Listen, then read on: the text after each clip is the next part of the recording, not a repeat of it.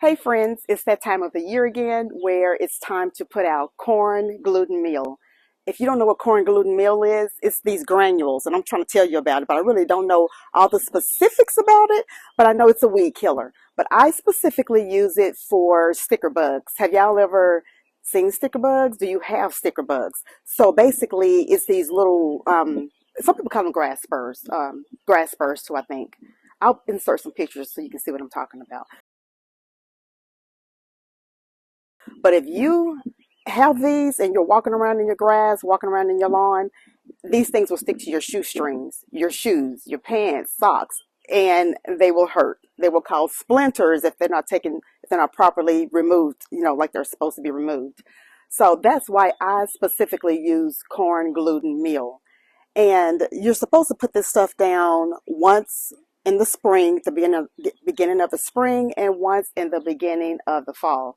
So I think this is the time for me to put this stuff down now. And what I like about the corn gluten meal is it doesn't kill your plants. In fact, it can fertilize your plants, your trees or whatever fruits and vegetables that you have growing around your property. You can use that for fertilizer. So if it gets on your plants, you don't have to worry about them burning or dying out or anything like that. And as I'm getting ready to get out here and get this done, I realized I still haven't purchased any more boots, lawn boots. The ones from last season and the season before last, they got holes in them. And they're on the porch, but they probably got spiders in them too. Child, I'm not fooling with that. I'm just going to actually go get them and put them in the trash because they're old. I'm not just throwing them away because they've been sitting outside. I'm throwing them away because they're actually torn and worn. So let me show you what the corn gluten meal looks like. And also I want to show you my rose bushes. My rose bushes are growing. They're so pretty, blooming this pretty red color. And also I want to show you the lemon plants. Remember I was growing lemon trees. In my world, in my mind, they're going to be lemon trees. But they're little small plants. They're getting a little bit bigger. But my point is I started growing those from a lemon seed from the grocery store, and they haven't died yet. And I'm so surprised that they haven't died. So I'm just trying to figure out what kind of fertilizer I should start putting on those, but I'll get that all figured out and sorted out. But I want to show you what the lemon plants are looking like, what's growing in my little mini garden, which is nothing but greens and some tomatoes on the other side, and my rose bushes. And after that, I'll show you the corn gluten meal. And I know we start talking about corn gluten meal. Y'all know I like to talk about everything. But I'll show you the bags of corn gluten meal also. So let's go walk over here. So right here are the lemon seeds, the lemon plants that I had planted. I took them out the little small pot that I had in the house, and I did this on yesterday.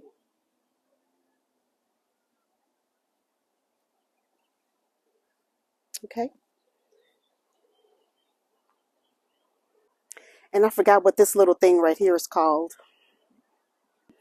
This right here is autumn sage. It looks like it's dead, but I'm going to leave it in the pot to see if it'll come back. Because sometimes things look like it's dead and it may not actually be dead. It may just be dormant. Right here is radish growing. And I have some radish growing in some other little pots as well. Over here in this little pot, this little planting area, it's going to be a mixture of flowers, tulips, and some vegetables. Tulips, and then here's sage and rosemary. Over here is a whole bunch of different variety of turnip greens, mustard greens, and a few collard greens growing. Right here, rose bush is finally blooming. These are the blooms I was talking about. It's finally blooming. I think it's a lily. But I've had this for about 3 years, and each season that it comes back bigger and bigger. You see how big that is? It's beautiful. And this is the rose bush as well. This rose bush has gotten so big. I didn't expect it to get as big as it is right here, but look at the blooms on it. It's so pretty.